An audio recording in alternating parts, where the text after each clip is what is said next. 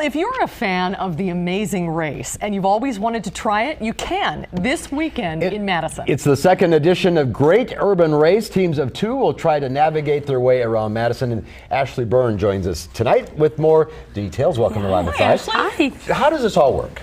So basically, it's in a scavenger hunt around the city. It's very similar to The Amazing Race, which is actually the inspiration for it.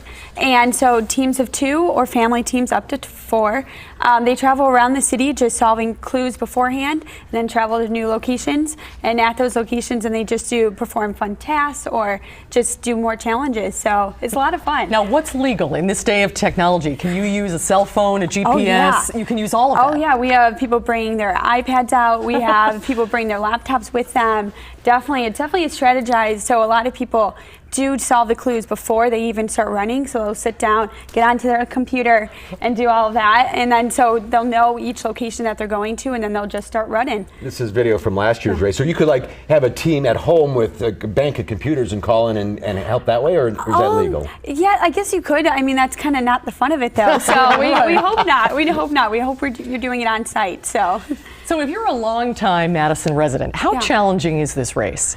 You feel like you know the city pretty well. Yeah. Well, we don't try to go like to the normal places. So we try to find like little small coffee shops that are off like the main street and like things like that. So then it could be quite challenging, or it could be easy if you're really good at like different knowledge about the city. So yeah, so it's all, when we pick weird like things and different, so. Give us an example of like a clue that a team would have to solve. Yeah, well, like a clue last year and I can actually ask you some of the questions to see how you guys do. Oh, dear. They had to answer some fun trivia about Madison. So, and then what would happen then, based off of that, the different letters would spell out that clue location that you had to go to and then perform the task at. Oh, okay. So the first is, what was the last name of the mayor last year? Cheslevich. Right. Yes. Okay. The first building of the University of Wisconsin campus. Bascom Hill? No, North Hall. Yeah. North Hall. Good job. The nickname of Madison. Mad City. Yeah, Mad City. Madtown. Madtown. But close. Madtown. So the Wisconsin state animal?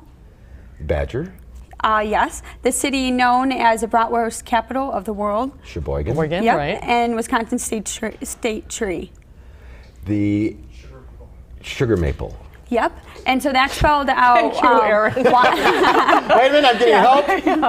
And then that spelled out Wandos. Oh, look at that. So then you have to go to Wando's? Yes, and you go to Wando's, and then there was a task that you had to perform on site, and then you got your proof of completion for that clue. That's so you have to terrific. solve 11 of those, go there, perform, get proof of completion.